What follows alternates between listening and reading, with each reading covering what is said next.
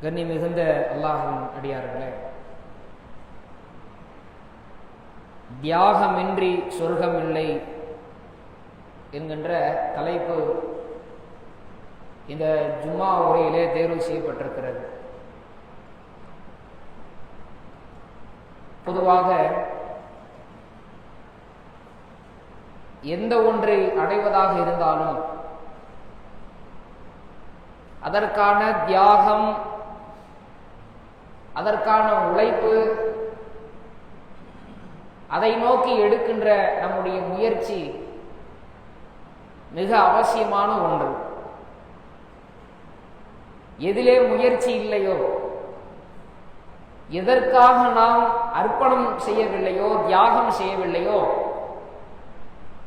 அதில் வெற்றியை கொண்டாடவே முடியாது. எந்த ஒரு வெற்றியை கொண்டாடுவதாக இருந்தாலும் அதற்கு துவக்கத்திலே இருந்து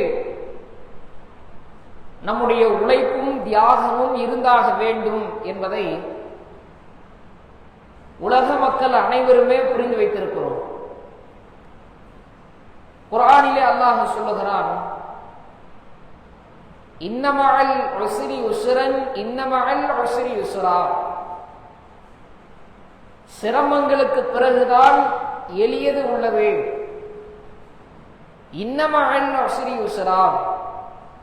மீண்டும் அல்லாஹ் சொல்லுகிறான், சிரமங்களுக்கு பிறகுதான் ஒரு எளியது உள்ளது. இங்கே நாம் அனுபவிக்கின்ற ஒவ்வொரு சிரமங்களும், ஒவ்வொரு உழைப்பும் தியாகமும் சிரமங்களுக்கு பிறகு ஒரு எளிய வாழ்க்கையை மறுமையிலே பெற்றுத்தரும் என்று நாம் நம்புகிறோம். மறுமையில் அல்லாஹ் நமக்கு வழங்க இருக்கின்ற அந்த சொர்க்கத்தை அடைய வேண்டும் என்று சொன்னால் அதற்கு ஒவ்வொரு மனிதனுடைய தியாகம் என்பது மிக அவசியமான ஒன்று. அல்லாஹ் ரப்புல் ஆலமீன் திருமறை குர்ஆனிலே சொர்க்கத்தை அடைவதை பற்றி ஒரு வசனத்தில் கேள்வி எழுப்புகிறான். சூரத்துல் பக்ரா 2வது அத்தியாயத்தினுடைய 214வது வசனம். அல்லாஹ் சொல்லுகிறான், அம் ஹஸிபுதும் அன் ததுகுலுல் ஜன்னா வலம்மா யஅதீகும் மஸலுல் லதீன ஹலவ் மின் கப்லிக்கும். உங்களுக்கு முன்னால் வாழ்ந்து சென்ற சமுதாயம் அவர்களுக்கு ஏற்பட்ட சிரமங்களை போன்று, சோதனைகளை போல எதையும் அனுபவிக்காமல் அம் ஹஸிபுதும் அன் ததுகுலுல் ஜன்னா, சொர்க்கத்தை அடையலாம் என்று நீங்கள் நினைத்து விட்டீர்களா? அல்லாஹ்வுடைய வார்த்தையை, இந்த வசனத்தை நம்ம கவனிக்கணும். ஒவ்வொரு சொர்க்கத்தின் மீது ஆசை கொண்ட ஈமான்தாரிகளை பார்த்து அல்லாஹ் கேட்கிறான், அம் ஹஸிபுதும் அன் ததுகுலுல் ஜன்னா வலம்மா யஅதீகும் மஸலுல் லதீன ஹலவ் மின் கப்லிக்கும். உங்களுக்கு முன்பாக வாழ்ந்து சென்ற சமுதாயம் அனுபவித்த சோதனைகளையும் சிரமங்களையும் நீங்கள் அனுபவிக்காமல் சொர்க்கம் போய்விடுவீர்களா? இந்த வசனத்தை நம்ம நல்லா கவனிக்கணும். நம்மை பார்த்து அல்லாஹ் ஒரு கேள்வி கேட்கிறான். கேள்வி நடையில் அமைந்த ஒரு வசனம். குர்ஆன்ல இது மாதிரி நிறைய வசனங்கள் இருக்கிறது. குர்ஆன்ல நீங்க பாத்தீங்கன்னா அல்லாஹ்வுடைய அறிவுரைகள் அப்படின்னு ஒண்ணு இருக்கும். இறைவன் சொல்லக்கூடிய எச்சரிக்கைகள் அப்படின்னு குர்ஆன்ல இருக்கும். அதே மாதிரி குர்ஆன்ல நீங்க பாத்தீங்கன்னா அல்லாஹ் மனிதர்களிடத்திலே கேட்கக்கூடிய கேள்விகள்னு சிலது இருக்குது. நம்ம எல்லாருக்கும் தெரிஞ்ச ஒரு வசனம், சூரத்துர் ரஹ்மான். அதுல அல்லாஹ் திரும்ப திரும்ப கேட்கின்றான், ஃபபிஅய்யி ஆலாஇ ரப்பிக்கும் துகத்திபான். அல்லாஹ்வின் அருட்கொடைகளில் எதை நீங்கள் பொய்யென நினைக்கிறீர்கள்? அல்லாஹ் உங்களுக்கு நிறைய அருள் செஞ்சிருக்கிறான். இறைவன் செய்த அருளில் எதையாவது உங்களால் பொய் என்று நினைக்க முடியுமா? அல்லாஹ் இதை பொய்யாக செய்திருக்கிறான் அப்படின்னு உங்களால கற்பனை செய்ய முடியுமான்னு கேட்கிறான். சூரத்துர் ரஹ்மானில் மட்டும் பார்த்தால் கிட்டத்தட்ட கத்திபான் என்கின்ற இந்த வசனம் திரும்ப திரும்ப திரும்ப சுமார் 30க்கும் மேற்பட்ட இடங்களில் வருகிறது. மீண்டும் மீண்டும் அல்லாஹ் கேட்கிறான். இதே மாதிரி இன்னொரு வசனத்தை பாருங்க குர்ஆன்ல, இன்னா அன்ஸல்னாஹு ஃபீ லைலத்துல் கத்ர், லைலத்துல் கத்ர் என்கிற மகத்துவம் நிறைந்த இரவில் இதை இந்த குர்ஆனை நாம் இறக்கினோம் சொல்லிவிட்டு அல்லாஹ் இன்னொரு கேள்வி கேட்கிறான், ஒமா அதுராக்க மா லைலத்துல் கத்ர், லைலத்துல் கத்ர் மகத்துவம் மிக்க இரவு என்றால் உங்களுக்கு என்னவென்று தெரியுமா? குர்ஆன்ல இந்த மாதிரி நீங்க பாத்தீங்கன்னா அல்லாஹ் மனிதர்களிடத்திலே கேள்வி கேட்கக்கூடிய இந்த வசனங்கள் நிறைய இருக்கிறது. இப்ப நான் குறிப்பிட்ட இந்த வசனத்தை நீங்க பாருங்க, அம் ஹஸிபுதும் அன் ததுஹுலுல் ஜன்னத வலம்மா யஅதீகும் மஸலுல் லதீன ஹலவ் மின் கப்லிக்கும், உங்களுக்கு முன் சென்ற மக்கள் பட்ட சிரமத்தை போல நீங்கள் சிரமம் இல்லாமல் சொர்க்கம் போவீர்களான்னு அல்லாஹ் நம்மள கேள்வி கேட்கிறான். கேள்வி கேட்கிறான்னா என்ன அர்த்தம்? அல்லாஹ் அறியாம தெரியாம கேள்வி கேட்கிறான்னு புரிஞ்சிடக்கூடாது. ஒரு ஆசிரியர் பள்ளிக்கூட கல்லூரி மாணவனிடத்திலே ஒரு கேள்வி கேட்கிறார், மின்சாரத்தை கண்டுபிடிச்சது யாரு, டெலிபோனை கண்டுபிடிச்சது யாரு? மாணவர்களை பார்த்து கேள்வி கேட்கிறார். ஆசிரியருக்கு தெரியாம கேள்வி கேட்கிறாருன்னா தெரியாம கேள்வி கேட்கல, கேள்வி நடையில் ஒரு பாடம் நடத்துறாரு. பாடத்தை நடத்திக்கிட்டே இருக்கும்போது இடையில இடையில கேள்வி கேட்கிறாங்க. என்ன அர்த்தம்? கேள்வியும் ஒரு பாடம். குர்ஆனில் அல்லாஹ் கேட்கின்ற ஒவ்வொரு கேள்விகளும் நமக்கு சொல்லக்கூடிய பாடம். இறைவன் ஏற்படுத்தி வைத்திருக்கிற அந்த சொர்க்கத்தை அடைய வேண்டும் என்றால் நீங்கள் சிரமப்பட்டுத்தான் ஆக வேண்டும், சோதனைகளை அனுபவித்துத்தான் ஆக வேண்டும், கஷ்டங்கள் வந்தால் அதை சகித்துக் கொண்டு தான் ஆக வேண்டும். அர்ப்பணிப்பும் தியாகமும் உழைப்பும் இல்லாமல் இந்த சொர்க்கத்தை நீங்கள் அடைய முடியாது அப்படிங்கிறத அல்லாஹ் இந்த வசனத்தின் ஒரு கேள்வி நடையில் ஒரு பாடத்தை நமக்கு சொல்றான். இன்னொரு விஷயத்தை நீங்க நல்லா கவனிக்கணும். நபிகள் நாயகம் ஸல்லல்லாஹு அலைஹி வஸல்லம் அவர்கள் சொன்னார்கள், சோதனை யாருக்கு வரும்? சோதனை பொதுவா எல்லாருக்கும் வரும். குர்ஆனில் அல்லாஹ் சொல்லுகிறான், وَلَنَبْلُوَنَّكُمْ بِشَيْءٍ مِنَ الْخَوْفِ وَالْجُوعِ وَنَقْصٍ مِنَ الْأَمْوَالِ وَالْأَنْفُسِ وَالثَّمَرَاتِ وَبَشِّرِ الصَّابِرِينَ, வறுமையை கொண்டு, இழப்புகளை கொண்டு, உயிர் சேதத்தை ஏற்படுத்தி, பயத்தை கொடுத்து உங்களை நாம் சோதிப்போம். வபஷிரி ஸாபிரீன், பொறுமையாளர்களுக்கு நற்செய்தி உண்டு. பொறுமைங்கிறது பொதுவா எல்லா மனுஷனுக்கும் வரும். நபிகள் நாயகம் சொல்லுகிறார்கள், பொறுமை என்பது யாருக்கு வரும் என்றால் அனைத்து மனிதர்களுக்கு பொதுவானதாக இருந்தாலும் அல்லாஹ் சிலரை தேர்ந்தெடுத்து சோதிப்பான். குறிப்பிட்ட ஒருவரை அல்லாஹ் சோதிக்கின்றான். அந்த குறிப்பிட்ட ஒருவர் யார்? நபிகள் நாயகம் ஸல்லல்லாஹு அலைஹி வஸல்லம் அவர்கள் சொல்லுகிறார்கள், யாருக்கு அல்லாஹ் நன்மையை நாடிவிட்டானோ அவரை சோதனைக்கு மேல் சோதனைகளை அல்லாஹ் கொடுக்கின்றான். சோதனைங்கிறது பொதுவாக எல்லாருக்கும் வரும். முஸ்லிமும் சோதிக்கப்படுவான், காஃபிரும் சோதிக்கப்படுவான். சோதனை எல்லோருக்கும் சமம். ஆனால் அல்லாஹ் சிலரை தேர்ந்தெடுத்தே சோதிப்பான்.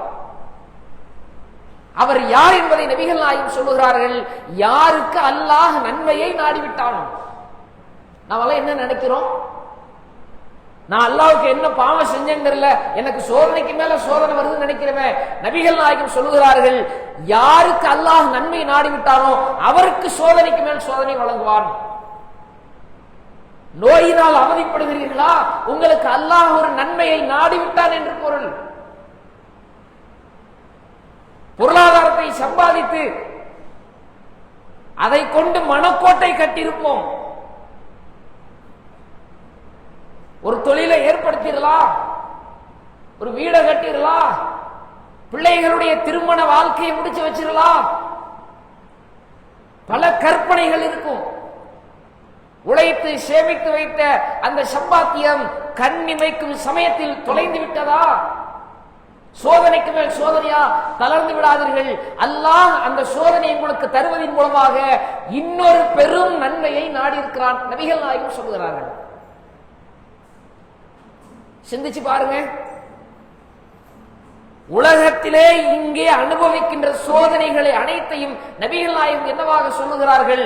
அல்லாஹ் உங்களுக்கு நன்மை நாடிவிட்டான். நன்மையை நாடிவிட்டான் என்றால் அங்கே சொர்க்கம் பதிவாகி கொண்டிருக்கிறது, தங்க இருக்கின்ற இடம் தயாராகி கொண்டிருக்கிறது.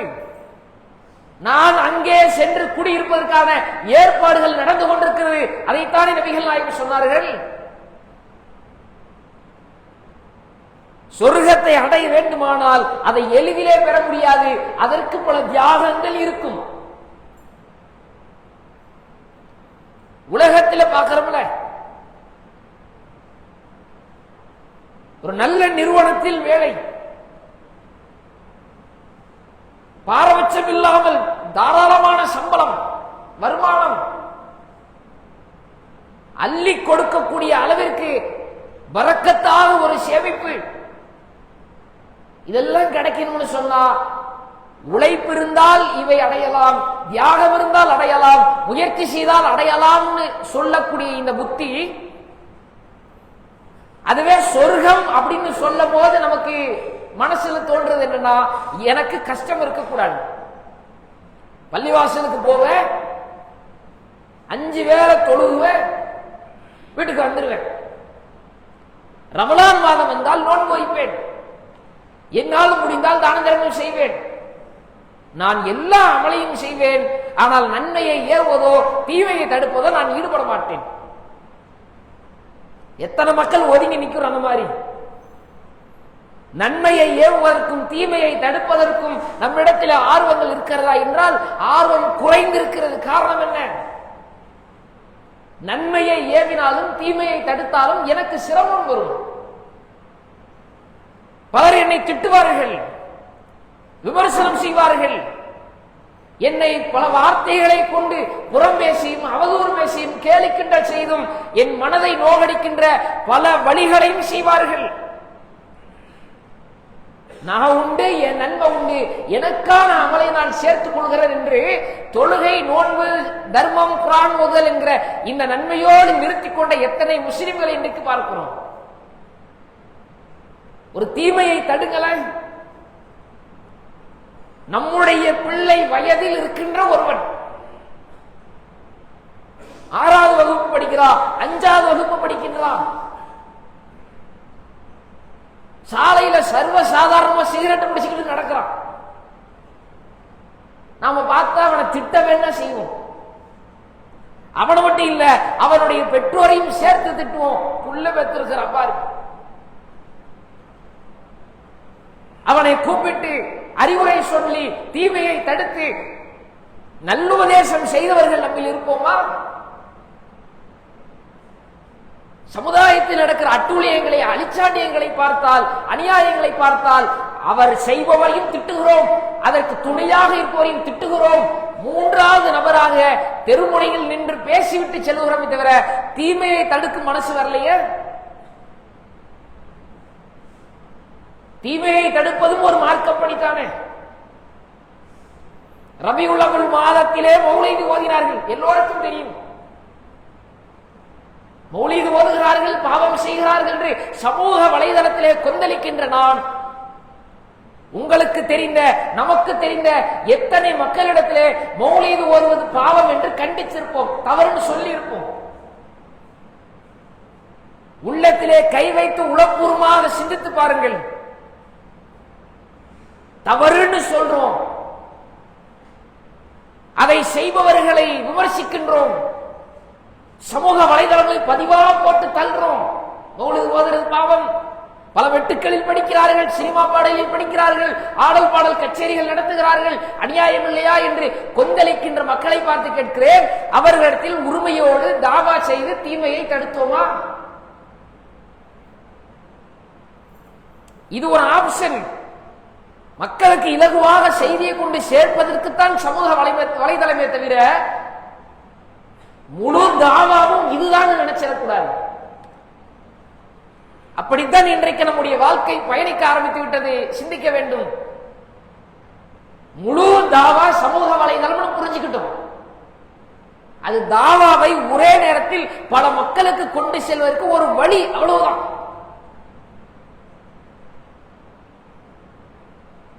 நம்முடைய வாழ்க்கையில இன்றைக்கு நன்மையை ஏவுதல், தீமையை தடுத்தல் என்கின்ற பணி இல்லாமல் போனதற்கு, குறைந்ததற்கு, அதை விட்டு நாம் விலகி நிற்பதற்கு காரணம் என்ன? நான் சிரமப்படக்கூடாது, என் பேரு டேமேஜ் ஆகக்கூடாது, என் சட்டை கசங்கிடக்கூடாது, ஒரு கரப்பற்ற கூடாது. ஆனால் நான் சொர்க்கத்துக்கு போனா எப்படி எல்லாம் கொடுப்பான்? சொர்க்கம் என்ன சாதாரணமா நாம நினைக்கிற மாதிரி சாதாரணமா சொர்க்கம்? நபிகள் நாயகம் சொர்க்கத்தை பற்றி வர்ணிக்கிறார்கள். வர்ணிக்கும் போது என்ன சொல்லி வர்ணிக்கிறாங்க தெரியுமா? நான் சொர்க்கத்தை வர்ணிப்பது முழு சொர்க்கத்தையும் அல்ல, எந்த கண்ணும் பார்த்திராத சொர்க்கம், எந்த செவியும் காதுகளும் கேட்டிராத சொர்க்கம், எந்த மனிதனின் உள்ளமும் கற்பனை கூட செய்து விடாத சொர்க்கம் நான் எப்படி முழுமையா வர்ணிக்க முடியும்? சொர்க்கத்தை பற்றி நபி ஸல்லல்லாஹு அலைஹி வஸல்லம் ஒரு சின்ன பகுதியை சொல்றாங்க. அந்த சின்ன ஒரு துரும்பு அளவிற்குள்ள பகுதி என்ன தெரியுமா? நபிகள் நாயகம் சொல்லுகிறார்கள், சொர்க்கத்திலே ஒரு சாட்டை வைக்கக்கூடிய அளவிற்கு இடம். சாட்டை இருக்குல்ல, சாட்டை வைக்கிற அளவுக்கான இடம் எவ்வளவு பெருசு இருக்கும்? ஏக்கர் கணக்கிலையா இருக்கும்? கிலோமீட்டர் கணக்கிலையா இருக்கும்? ஒரு சாட்டை வைப்பதற்கு குறைஞ்சபட்சம் பார்த்தா ஒரு அடி அளவு போதும். ஒரு முழம் அளவிற்கான இடம் ஒரு சாட்டை வைக்கிறது. அதை இன்னும் சின்னதா சுருட்டி வச்சா ஒரு ஜான் அளவுல தரையில வச்சிடலாம். அவ்வளவுதான் சாட்டை வைக்கிறதுக்கான இடம். அந்த சாட்டை வைக்கக்கூடிய அளவிற்குரிய இடத்தை நீங்கள் சொர்க்கத்திலே பதிவு செய்ய வேண்டும், வாங்க வேண்டும் என்றால் இடத்துடைய மதிப்பு என்ன தெரியுமா? இந்த வானமும் இந்த பூமியும், வானத்திற்கும் பூமிக்கும் இடையே உள்ள அனைத்தையும் அல்லாஹ்விற்கு ஈடாக கொடுத்தாலும் சொர்க்கத்தை பெற முடியாது. ஒரு ஜான் அளவிற்கு இடம், ஒரு முழம் அளவிற்கு, ஒரு சாட்டை வைக்கும் அளவிற்குரிய இடத்தை சொர்க்கத்தில் வாங்குவதாக இருந்தால் அல்லாஹ்விடத்திலே இந்த வானத்தையும் பூமியையும், வானத்திற்கும் பூமிக்கும் இடையே உள்ள அனைத்தையும் கொண்டு போய் இறைவா இதை வச்சுக்க, சொர்க்கத்தில் ஒரு பகுதியை கொடுன்னு கேட்டா, ஒரு சாட்டை வைக்கிற இடத்தை வாங்குறதே பெரிய சிரமம். நாங்க ரசூலுல்லாஹ் அவ்வளவு உயர்வான இடத்தில் இருக்கின்ற அந்த சொர்க்கத்தை சிரமங்களே இல்லாம அல்லாஹ் தூக்கி கொடுப்பானா? நீங்களும் நானும் செய்வோமா அந்த வேலையை? நம்ம இடத்தில் வேலை செய்யக்கூடிய ஒரு வேலைக்காரன், சம்பளத்துக்கு வேலை பார்க்கிறார், ஒரு தொழிலாளி ஒரு நாள் வேலை பார்த்து விட்டு ஒரு வருடத்திற்குரிய கூலியை கேட்கிறாரு. நீங்களும் கொடுக்க மாட்டீங்க, நானும் கொடுக்க மாட்டேன், உலகத்தில் எந்த மனுஷனும் கொடுக்க மாட்டோம். வேலை பார்த்ததே ஒரு நாள், நீ என்னப்பா ஒரு வருஷத்துக்கான கூலியை கேட்கிற? சட்டையை பிடிப்போம், நாளையில இருந்து உனக்கு வேலை கிடையாது, வீட்டுக்கு ஓடுன்றோம். நாமளே செய்ய மாட்டோம்னா, எந்த தியாகமும் அர்ப்பணிப்பும் இல்லாவிட்டால் அல்லாஹ் எப்படி சொர்க்கத்தை வழங்குவான்? சஹாபாக்களுடைய வாழ்க்கையில பாருங்க, வாழ்க்கை முழுக்க அர்ப்பணிப்பாகவும் வாழ்க்கை முழுக்க தியாகமாகவும் அமைத்தார்கள். ஏன் அவங்கள்ட்ட தொழுகை இல்லையா?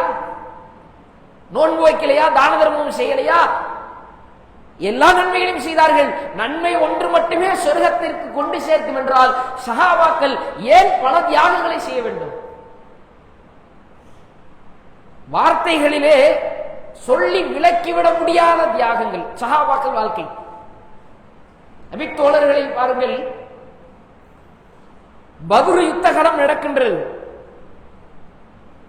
இஸ்லாமிய வரலாற்றிலே நபிகள் நாயகம் இஸ்லாமிய படைக்கு ஒரு மிகப்பெரிய ஒரு திருப்பு முனையாக அமைந்த ஒரு யுத்தம் பத்ர் யுத்தம். போருக்காகவே தயாராகல, போருக்காகவே போகல. நபிகள் நாயகமும் சஹாபாக்களும் ஒரு அந்நிய படையை தடுத்து நிறுத்தத்தான் போனாங்க. வியாபாரம் பண்ணி வர்றாங்க அபூஜஹலுடைய கூட்டம்.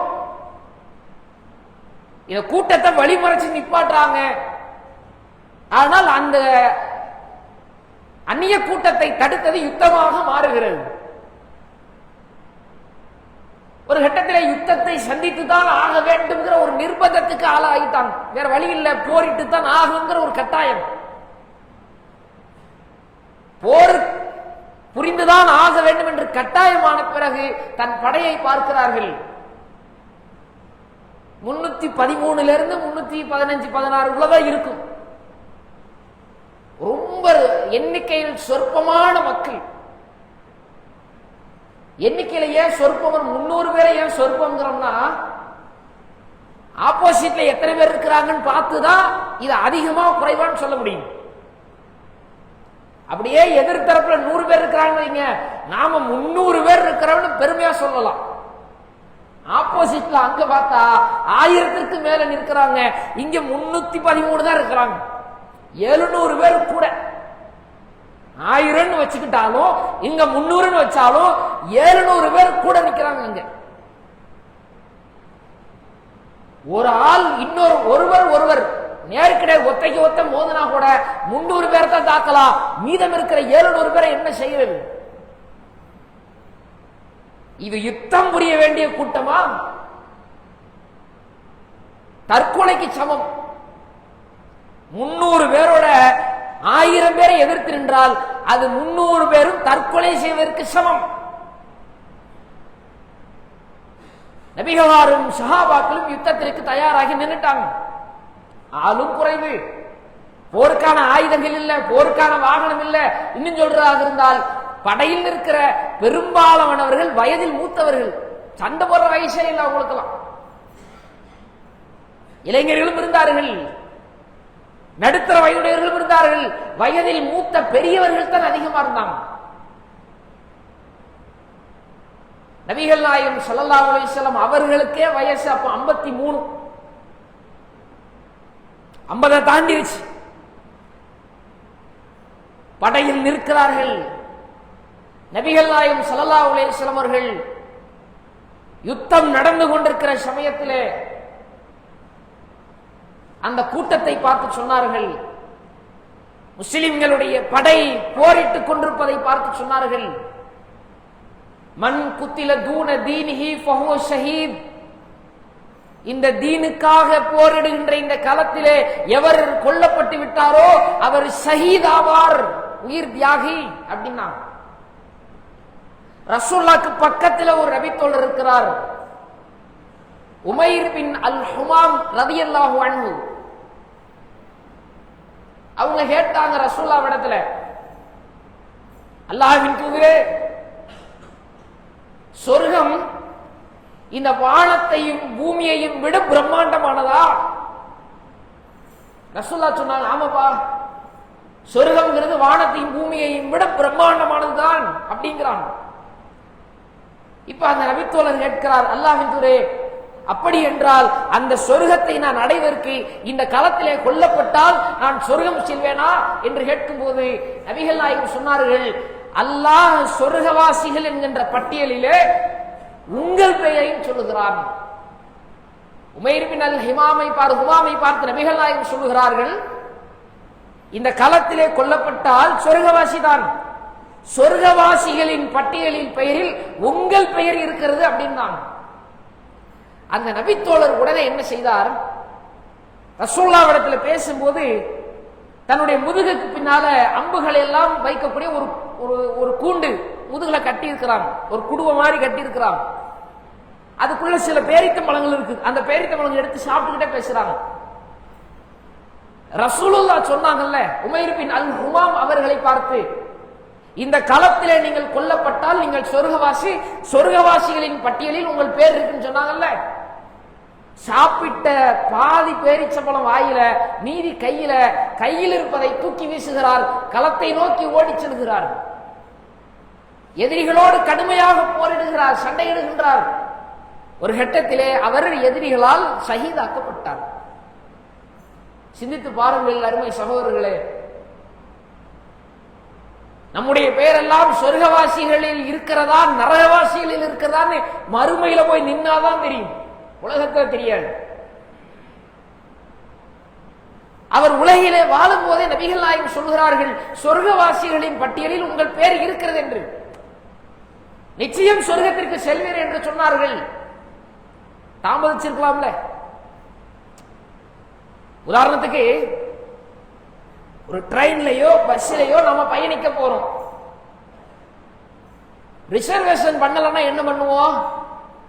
வேக வேகமா ஓடி போய் 10 பேரை கீழே தள்ளி விட்டாவது சீட்டு பிடிப்போம். ஜன்னல் பக்கம் எதையாவது ஒரு பொருளை தூக்கி போட்டு சீட்டு பிடிக்கிறோம். ரிசர்வேஷன் பண்ணியாச்சு, டிக்கெட் புக் பண்ணியாச்சு, நம்ம பொறுமையா நடந்து வந்தா போதும். ட்ரெயின் போறதுக்கு முன்னால, பஸ் போறதுக்கு முன்னால பொறுமையா நடந்து வந்தா போதும்.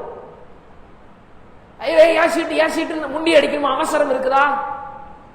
யாராவது உங்க சீட்ல வந்து உட்காருவாங்க, யாரும் உட்கார போறது. உங்க சீட்டு ரிசர்வேஷன் பண்ணியாச்சுன்னா நீங்க எல்லாரும் ஏறினதுக்கு பிறகு பொறுமையா கூட ஏறி வந்து சீட்ல உட்காந்துக்கலாம்.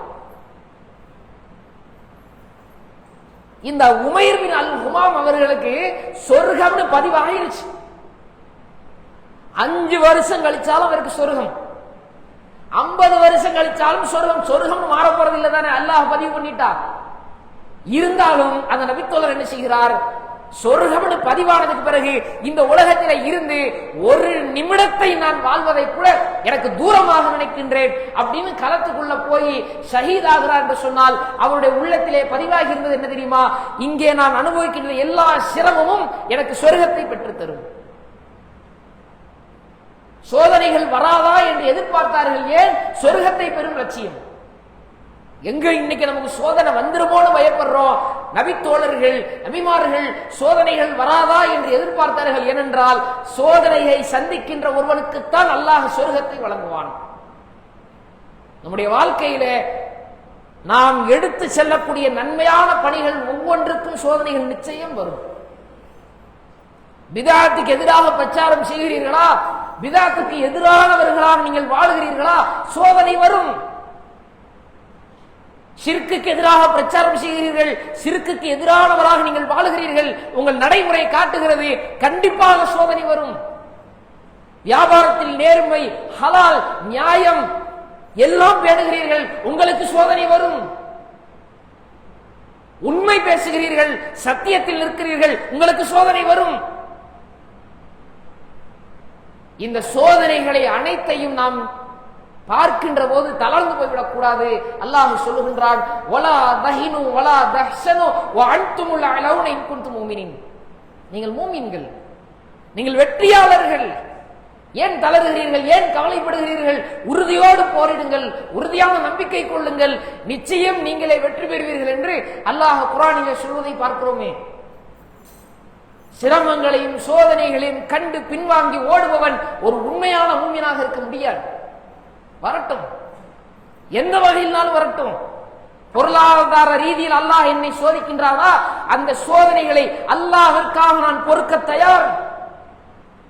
என் உடலையும் என்னுடைய கண்ணியத்தையும் எனக்கென்று இருக்கின்ற சுய அந்தஸ்துகளையும் சோதித்துதான் அல்லாஹ் எனக்கு சொர்க்கத்தை தர வேண்டுமானால் எனக்கு சொர்க்கம்தான் வேண்டுமே தவிர இந்த உலகத்தில் ஏற்படுகின்ற எந்த இழப்புக்காக நான் கலங்க மாட்டேன், தயங்க மாட்டேன் என்ற உறுதியோடு வாழ்பவன் தான் ஒரு மூமின்.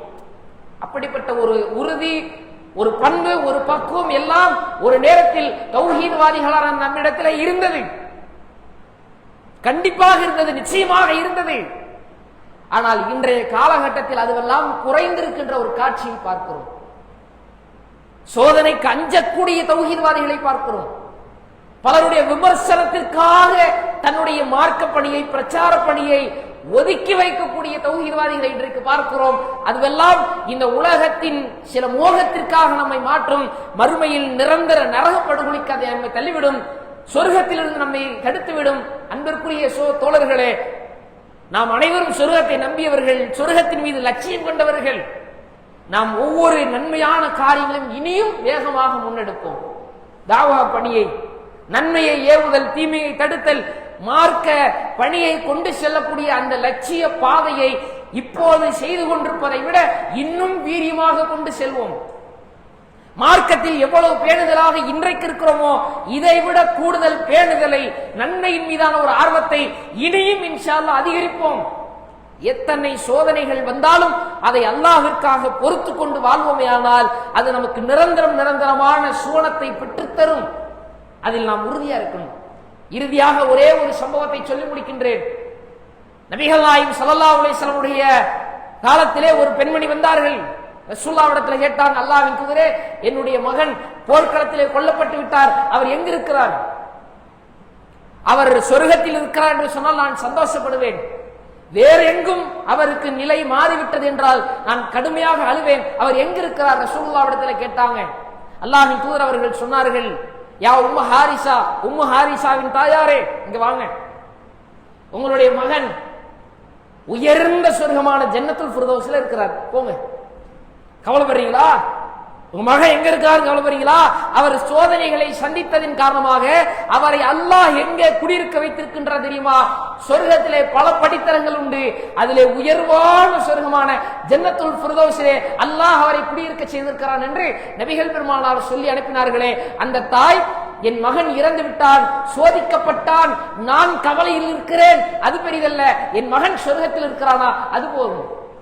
அப்படித்தான் விரும்பினார்கள்.